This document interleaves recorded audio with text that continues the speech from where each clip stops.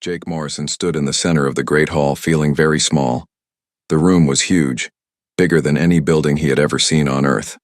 The ceiling stretched so high that clouds could form up there. Around him sat creatures from across the galaxy, all staring down at him with eyes that glowed, blinked, or moved in ways that made his skin crawl. The human ambassador tried to keep his back straight and his chin up. Behind him stood Captain Lisa Hayes in her crisp blue uniform, and Dr. Peter Collins with his worn leather briefcase. They were the only humans in a room filled with beings who had ruled the stars for thousands of years. At the front of the hall sat Speaker Zethkar. The alien looked like a walking crystal formation, tall as three men and glowing with inner light. When it spoke, the sound came from everywhere at once, making Jake's bones vibrate. "Human delegation," the crystal being said. "You stand accused of breaking the sacred accords. You have expanded too fast. You have built weapons without permission. You have refused to follow the ancient laws that keep peace in our galaxy." Jake had expected this. For months, the signs had been clear. The older alien races were scared of humanity. Humans had gone from living on one planet to owning 12 star systems in just 50 years. They had invented new types of engines, new ways to talk across the void of space, new weapons that made the aliens nervous. "We built what we needed to survive," Jake said, his voice echoing in the vast chamber. "We followed the laws we were given when we joined the council." A creature that looked like a giant squid with too many eyes made a wet laughing sound. "Humans always have excuses. You build ships faster than we can count them. You make colonies without asking. You study our technology and make it better. This is not the way of the council." Dr. Collins stepped forward. "We shared our discoveries with everyone. We never hid what we were doing. Every human colony was registered with the proper offices. Every ship was built according to the guidelines we were given." "The guidelines were meant to slow you down," said another alien, this one looking like a metal tree with glowing fruit. "All new species are given rules that take centuries to follow. You were supposed to take your time, learn slowly, prove you could be trusted. Instead, you rushed ahead like children playing with fire." Captain Hayes spoke up. "Maybe the problem is not that we moved too fast. Maybe the problem is that your rules were designed to keep us weak." The hall erupted in sounds that hurt Jake's ears. Aliens screeched, buzzed, roared, and made noises that had no names. Speaker Zethkar raised one crystal arm and the noise stopped. "This is exactly why you cannot be trusted," the speaker said. "You question everything. You change everything. You make other species want to be like you instead of following the old ways. 3 younger species have already asked to study human technology. 2 have stopped following council trade rules. 1 has started building their own colonies without permission." Jake felt a cold weight in his stomach. This was not about breaking rules, this was about fear. The old aliens were scared that humanity would change the galaxy, and they were right. "What do you want from us?" Jake asked. The speaker's glow grew, brighter. "The council has voted. By a margin of 47 to 12, with 8 abstentions, we find humanity guilty of aggressive expansion and dangerous innovation. The penalty is exile." The word hit Jake like a punch to the gut. Behind him, he heard Lisa's sharp intake of breath and Peter's muttered curse. "You have 6 months," the speaker continued. "All human colonies must be abandoned. All human ships must leave council space. All human citizens must return to your home system or face the consequences." "And if we refuse?" Jake asked, though he already knew the answer. A new voice spoke up from the back of the hall. It belonged to a creature that looked like a floating jellyfish made of metal. "Then the council fleets will remove you by force. We have 1,000 years of experience in dealing with troublesome species." Jake looked around the hall one more time. A few aliens looked uncomfortable with the decision, but most seemed pleased. They thought they were solving a problem by getting rid of the humans. "The council's decision is noted," Jake said, his voice steady despite the anger burning in his chest. "Humanity will comply with your demands, but we will not forget this day." As Jake turned to leave, he caught sight of Ambassador Kretal from the Zephyrian Republic. The bird-like alien had been one of humanity's few friends on the council. Now Kretal looked away, unwilling to meet Jake's eyes. The 3 humans walked out of the great hall in silence. Their footsteps echoed on the polished stone floor. Behind them, the aliens were already talking about other business as if humanity had never existed. Once they were outside, Captain Hayes exploded. Those arrogant, short-sighted fools. They have no idea what they're doing. Actually, I think they know exactly what they're doing, Peter said quietly. They're preserving their power. Humanity represents change, and change threatens the status quo. Jake activated his communication device.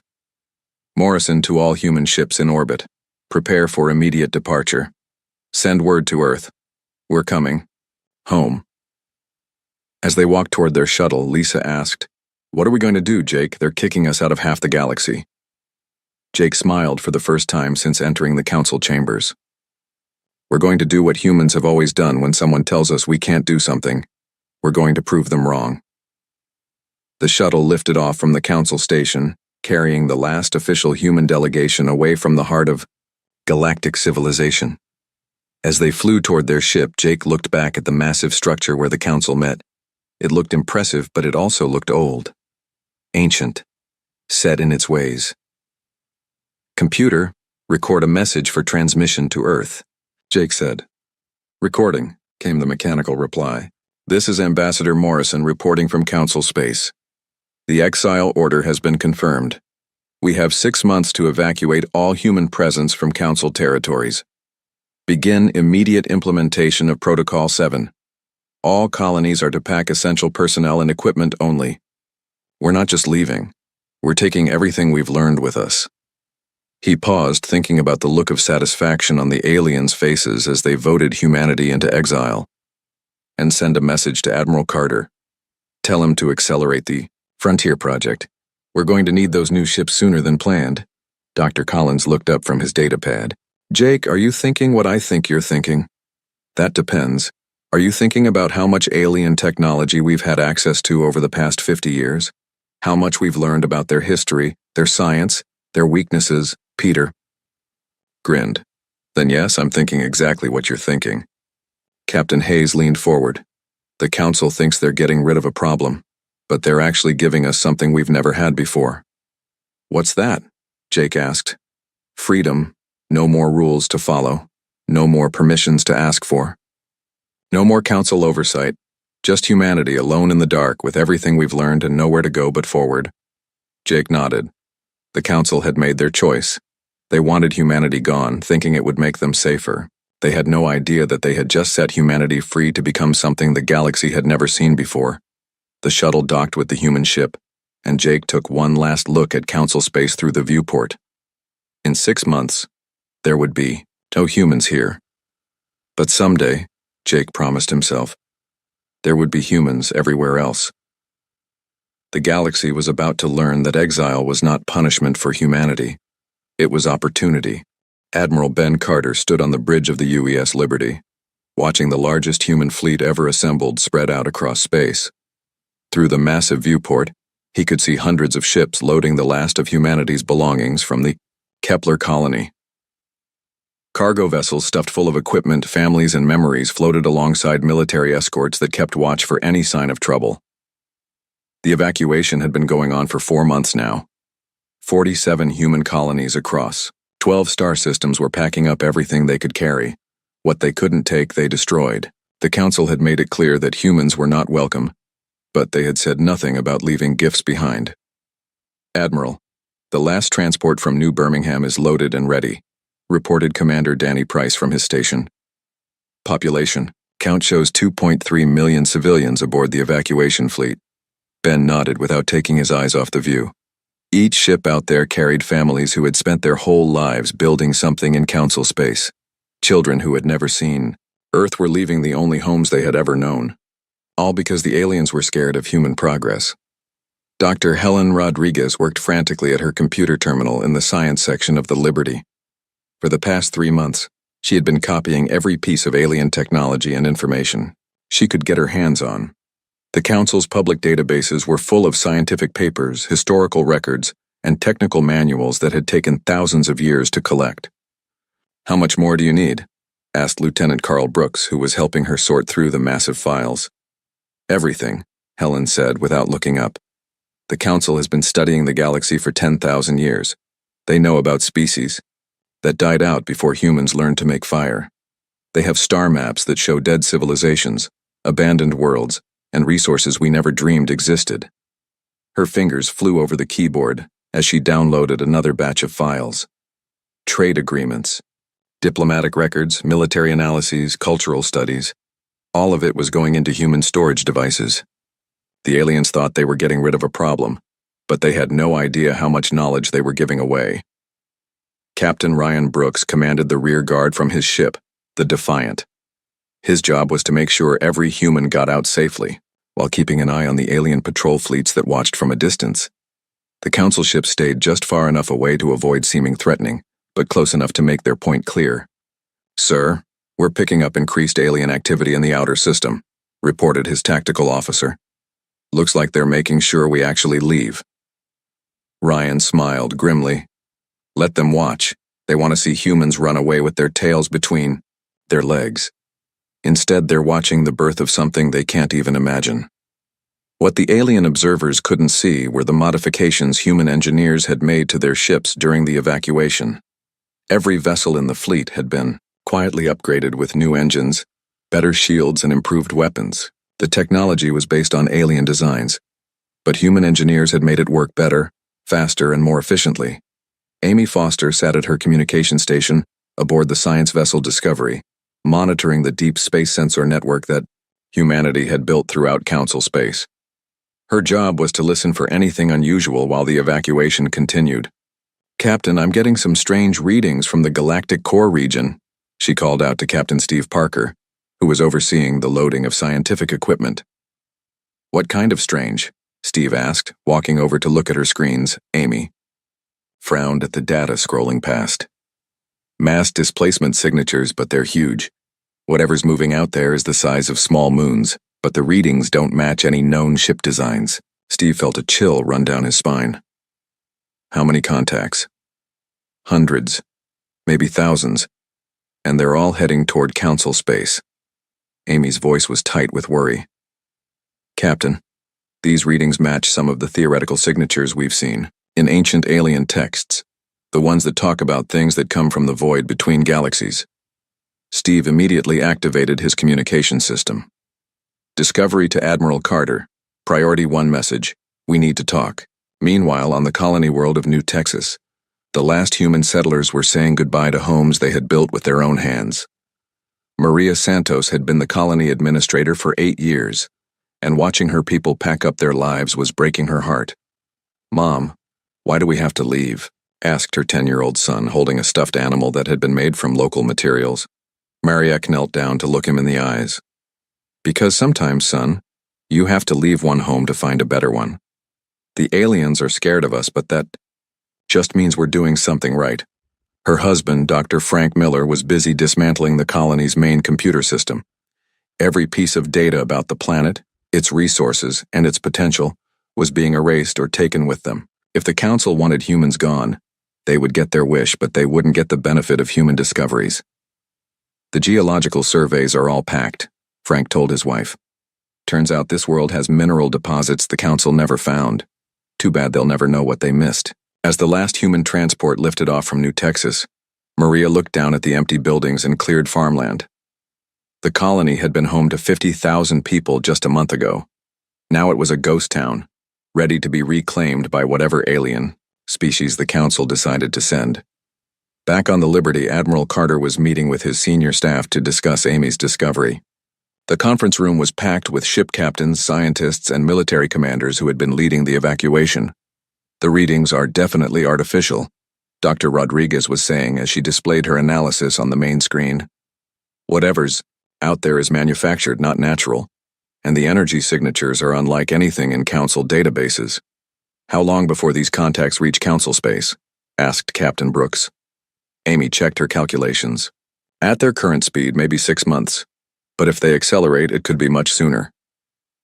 The room fell silent as everyone realized what this might mean.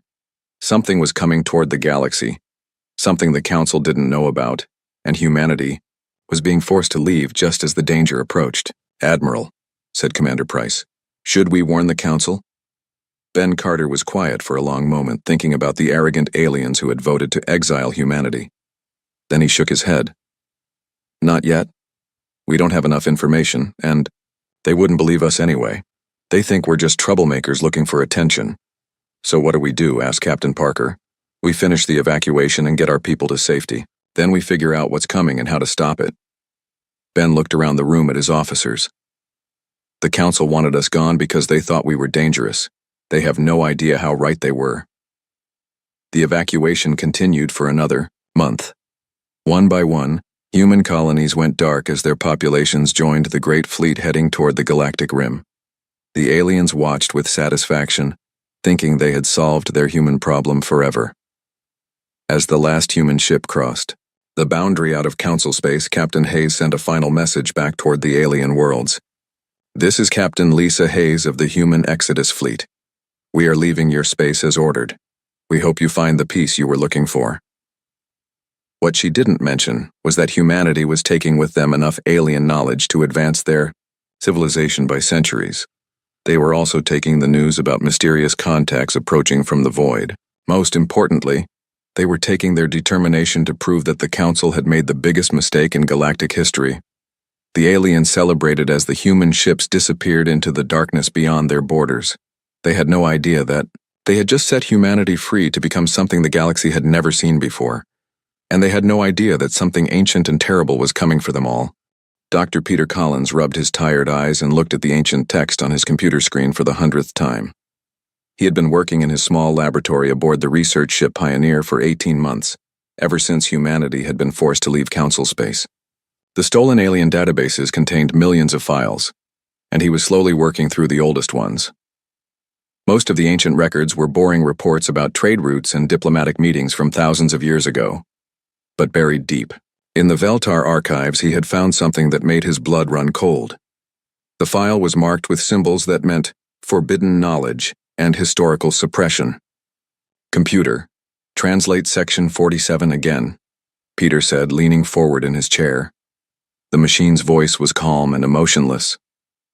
Translation complete. Text reads, "The Void Hunters return every 4,000 years.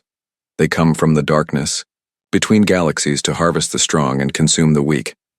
The last great feeding was 3,147 years ago. All records of their methods and technology must be hidden to prevent panic among lesser species." Peter felt sick to his stomach. The Council had known about this threat for thousands of years and had said nothing. Even worse, they had hidden the information so well that most of their own people probably didn't know about it. He activated his communication system. "Collins to Admiral Carter. I need to see you immediately. Bring Captain Parker and Dr. Rodriguez. This can't wait." 2 hours later, the 4 humans sat around a table in the Admiral's conference room aboard the Liberty. Peter had transferred his findings to the main display, and the others stared at the translated text with growing horror. "The Void Hunters," Helen said slowly.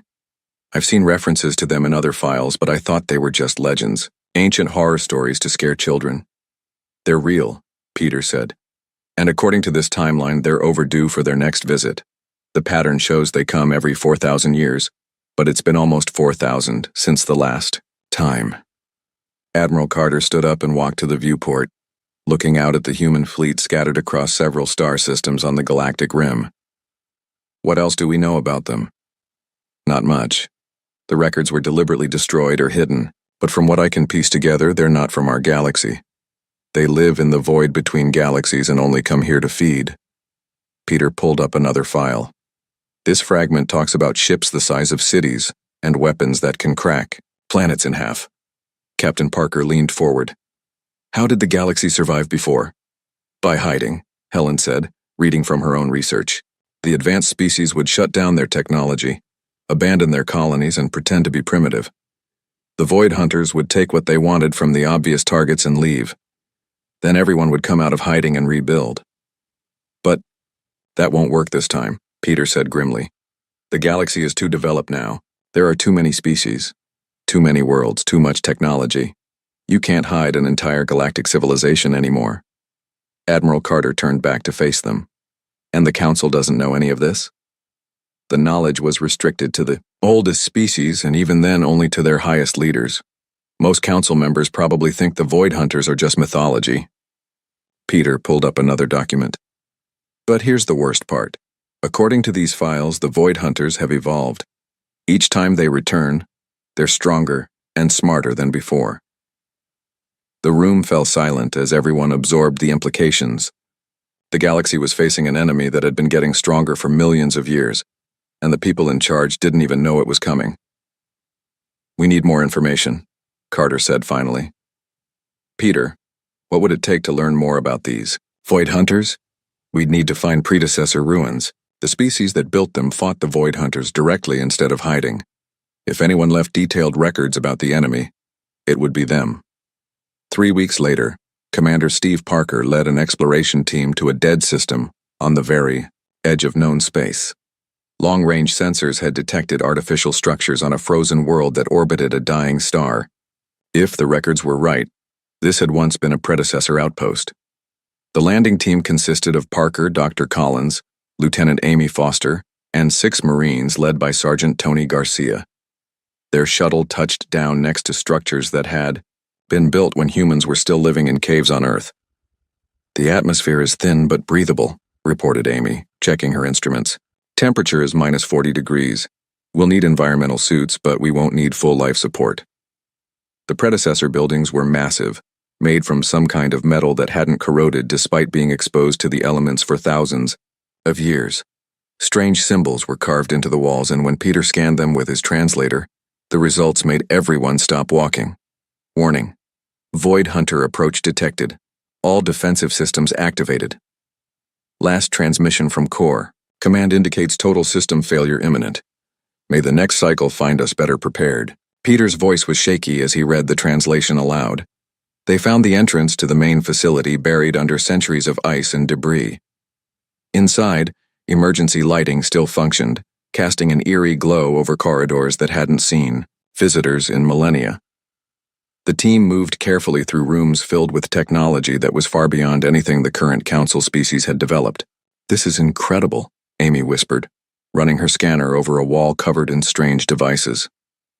"The power readings are off the charts. Whatever they were doing here required massive amounts of energy." They found the command center 3 levels down. Banks of computers lined the walls, most of them dark and silent. But when Peter connected his portable translator to the main console, the system came to life with a soft humming sound. "Automatic archive access granted," the computer said in perfect English, somehow understanding their language. "Warning. Void Hunter combat data contains disturbing imagery. Do you wish to proceed?" "Yes," Peter said immediately. The main screen lit up with images that made the humans take a step backward. Ships the size of small moons hung in space like black tumors. They had no obvious engines or weapons, but space around them twisted and bent in ways that hurt to look at. Worse were the images of what happened to worlds that resisted them. "The Void Hunters don't just conquer," the computer explained as footage showed cities being consumed by darkness. "They absorb everything. Living beings, technology, knowledge, even the planet's resources. They leave nothing behind but empty rock." Sergeant Garcia whistled softly. "How do you fight something like that?" "With great difficulty," the computer replied. "The predecessors developed weapons specifically designed to combat Void Hunter technology. However, our civilization fell before we could perfect them." More data flowed across the screen. Weapon designs, tactical analyses, reports from battles fought against an enemy that seemed impossible to defeat. The predecessors had been losing the war when their civilization collapsed. "Wait," Amy said, pointing at one of the displays. "Look at this energy signature. It's the same as what we detected coming from the galactic core." The computer confirmed her analysis. "Affirmative. Void Hunter fleet detected approaching galaxy. Estimated arrival time, 4 to 6 months. Fleet size, unprecedented. Previous encounters involved scout forces of 10 to 50 ships. Current detection indicates over 2,000 vessels." Peter felt the blood drain from his face. 2,000. The Void Hunters have been growing stronger during their absence. This appears to be a full harvest fleet, not a scouting mission. They intend to consume the entire galaxy. Commander Parker activated his communication system. "Parker to Admiral Carter. Emergency priority. We need immediate evacuation and full fleet mobilization. The threat is real. It's massive, and it's almost here." As the team rushed to download everything they could from the predecessor archives, Peter couldn't stop thinking about the Council.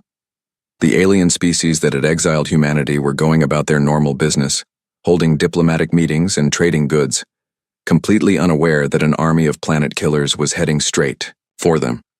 The humans had been cast out for being too aggressive and too innovative. Now those same qualities might be the galaxy's only hope for survival. The species that had hidden from the Void Hunters for thousands of years were about to learn that hiding was no longer an option. "How long do we have?" Amy asked as she helped pack the precious data they had found. Peter looked at the countdown display on the predecessor computer. 4 months if we're lucky. Maybe less. As their shuttle lifted off from the frozen world, carrying knowledge that could save or doom the galaxy, Parker sent a message to the human fleet. "We know what's coming, and we know the Council can't stop it alone." Ambassador Jake Morrison felt strange walking through the halls of the Council station again. The last time he had been here, the aliens had voted to throw humanity out of their space. Now he was back under a flag of diplomatic immunity, carrying information that could save every living being in the galaxy. The Council chambers looked exactly the same as they had 2 years ago. The same towering ceiling, the same alien delegates sitting in their elevated seats, the same sense that humans were unwelcome intruders.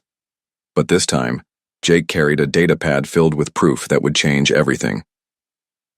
Speaker Zethkar's crystal form glowed with what Jake had learned to recognize as annoyance. "The Council agreed to hear your urgent message, human, but our patience is limited. You have 5 minutes to explain why we should listen to the words of an exiled species." Jake activated his data pad and transmitted the files to the central display. Images of massive dark ships filled the air above the Council floor. "These are the Void Hunters. They're coming to destroy every advanced civilization in the galaxy, and they'll be here in less than 3 months. The reaction was immediate. Aliens throughout the chamber began making sounds of disbelief, anger, and fear. The squid-like delegate from the Oceanic Federation waved its tentacles dismissively. "Void Hunters are children's stories, ancient myths.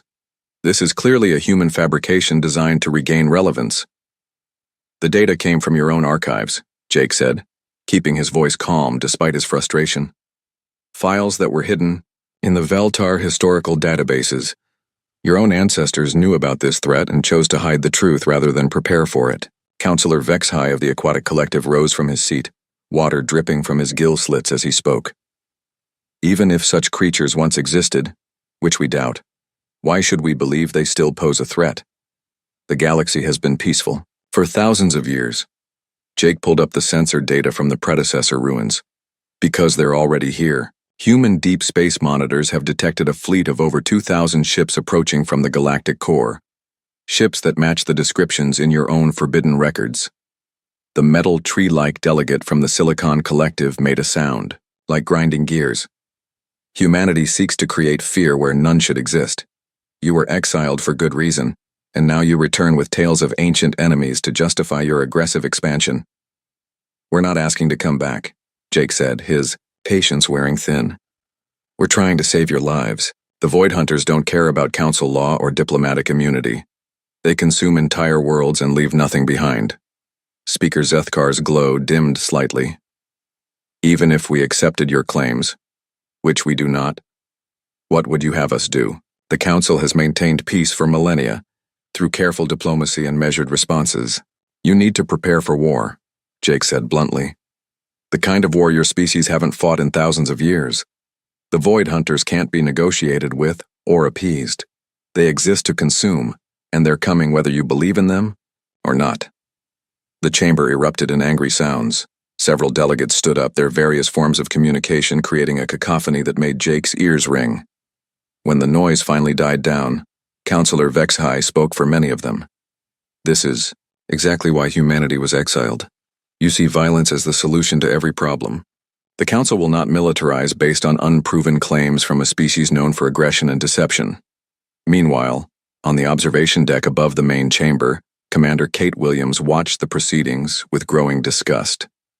She had served as Jake's military advisor during the negotiations and had seen firsthand how the Council operated.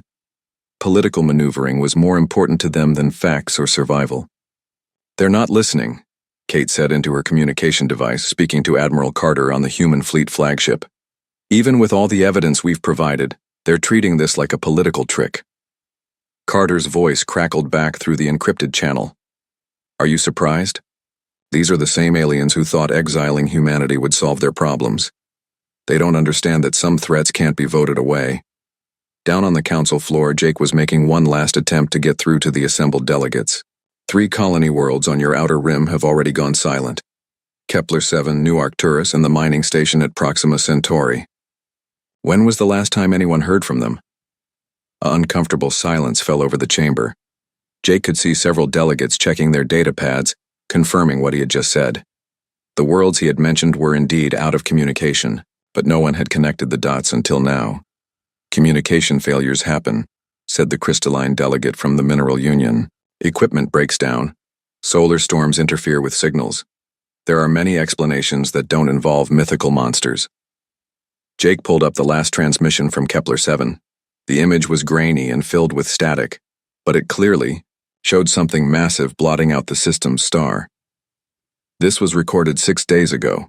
The colony had over 50,000 inhabitants. Now there's nothing but silence. Dr. Frank Miller, who had accompanied Jake to the council station, stepped forward with his own data pad. We've analyzed the energy signatures from the dead zones. They match exactly with the Void Hunter profiles we found in the predecessor archives. Something is systematically destroying your outer colonies, and it's moving toward the core worlds. Coincidence? Snapped the floating jellyfish delegate from the gas giant consortium. Humans have had access to our databases for years. You could have fabricated this evidence at any time. Jake felt his temper starting to slip. Why would we fabricate evidence of a threat that could destroy us all? What possible benefit would that give humanity? Readmission to council space, said Speaker Zethkar. Legitimacy for your military expansion. An excuse to place human warships throughout the galaxy under the pretense of mutual defense. The accusation hit Jake like a physical blow.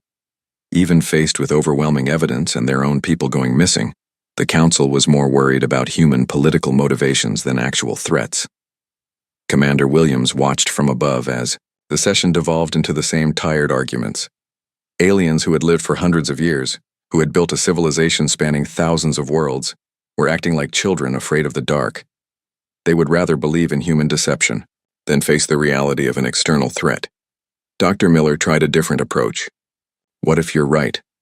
What if this is all an elaborate human lie? The worst that happens if you prepare for war is that you waste some resources and time. But what if you're wrong? What if the Void Hunters are real, and you do nothing? The Council does not make decisions based on fear, declared Councillor Vexhai. We have survived for thousands of years by being rational and measured. We will not abandon our principles because humans claim the sky is falling. Jake realized he was fighting a losing battle. The Council had made up their minds before he even started speaking. They saw humanity as the problem, not as potential allies against a common enemy. Very well, Jake said, closing his datapad. The Council has heard our warning and chosen to ignore it. When the Void Hunters reach your core worlds, remember that humanity tried to help. As Jake and his team prepared to leave, one delegate called out from the back of the chamber. It was Ambassador Kretal from the Zephyrian Republic, one of the few aliens who had opposed humanity's exile. Ambassador Morrison, Kretal said, his bird-like voice carrying clearly through the chamber. If these Void Hunters are real, what will humanity do? Jake paused at the chamber's exit. What we've always done, Ambassador, we'll fight, and we'll probably win because unlike the Council, we're not afraid to face hard truths. As the human delegation left the council station, for what everyone knew would be the last time, Jake sent a final message to Admiral Carter. They won't listen. Begin full mobilization of all human fleets. If we're going to save the galaxy, we'll have to do it ourselves. The council session continued for several more hours, with delegates debating the proper response to what they called human fear-mongering. Outside, the first reports were coming in of more colony worlds going silent. The Void Hunters were accelerating their advance, but the Council was too busy arguing to notice. Time was running out, and the galaxy's leaders were determined to waste every precious moment they had left. The attack began at dawn on Veltar Prime, just as Speaker Zethkar was preparing for another council session about trade regulations. The crystal being never saw it coming. One moment he was reviewing documents in his tower office. The next moment the sky went dark as ships the size of mountains blotted out the twin suns. The Void Hunter fleet dropped out of hyperspace without warning. 2,000 massive vessels surrounded the Council's capital world like predators circling wounded prey. Their ships were things of nightmare, black as the void between stars and twisted into shapes that hurt to look at. They had no visible engines or weapons, but space itself seemed to bend around them. Zethkar tried to activate the planetary defense grid, but the weapons wouldn't respond. The communication networks went silent. Even his own crystalline body began to dim as some unknown force drained the energy from everything around him. Through his office window, he watched the city below as lights went out building by building. The first wave of Void Hunters descended like a plague of darkness. They didn't use bombs or lasers. Instead, they simply touched things and consumed them. Buildings collapsed into dust. Vehicles stopped working and crumbled. People screamed for a few seconds before they too were absorbed into the growing shadow that spread across the world. Zethkar's last coherent thought before his own crystal form shattered was a memory of the human ambassador's words. When the Void Hunters reach your core worlds, remember that humanity tried to help. Across Council space, the same scene played out on world after world. The aquatic collective's ocean worlds boiled away as the Void Hunters drained them dry. The Silicon Collective's metal cities melted into slag. The gas giant consortium's floating habitats simply vanished, as if they had never existed. Emergency. Transmissions flooded what remained of the subspace communication network.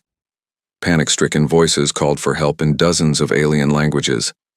Military commanders who had never fought a real war in their lives screamed orders that no one could follow. Politicians who had spent centuries debating the proper way to organize trade routes found themselves facing an enemy that couldn't be negotiated with.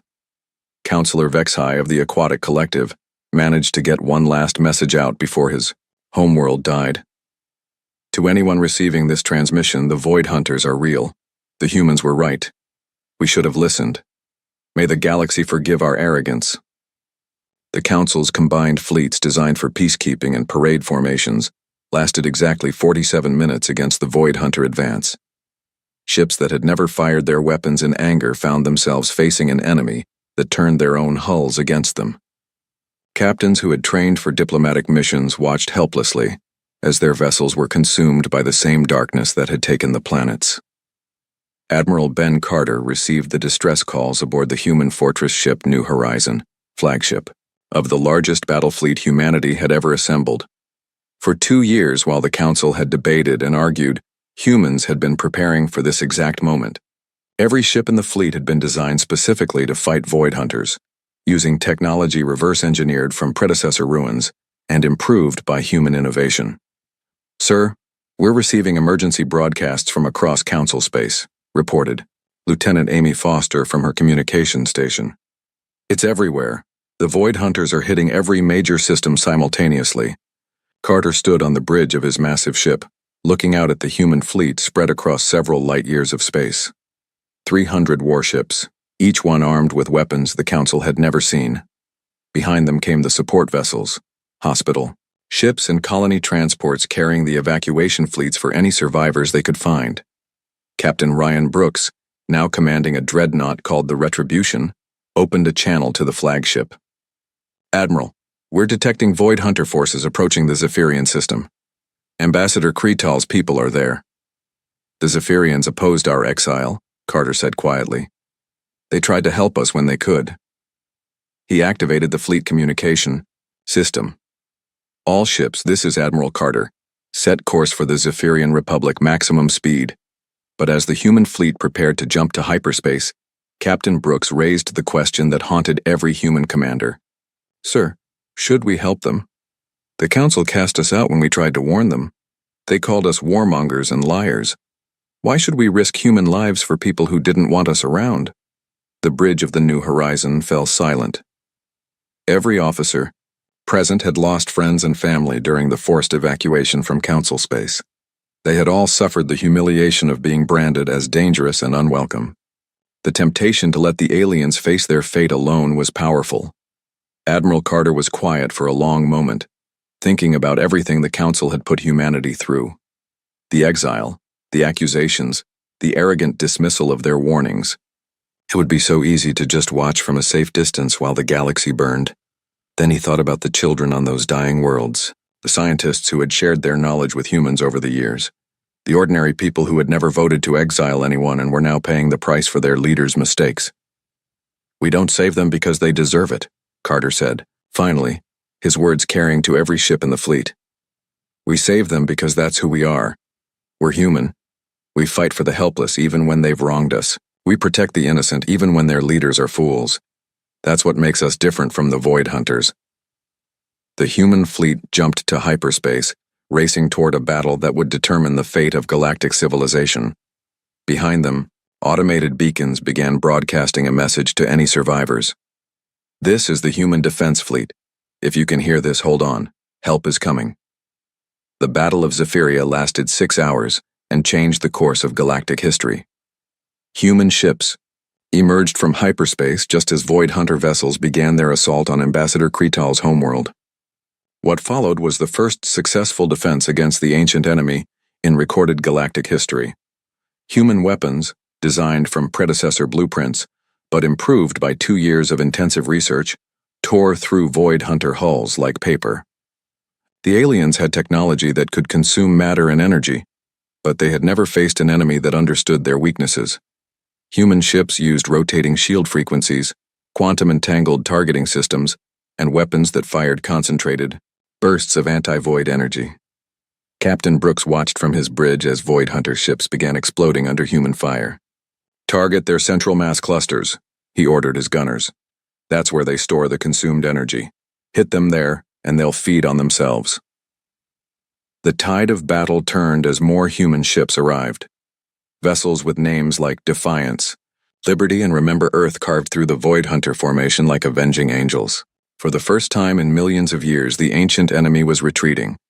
As the last Void Hunter ship fled back into the darkness between galaxies, Ambassador Kretal transmitted a message from his saved homeworld.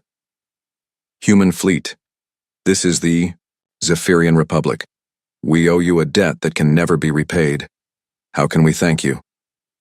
Admiral Carter's response was broadcast across all Council frequencies. "Thank us by remembering this day.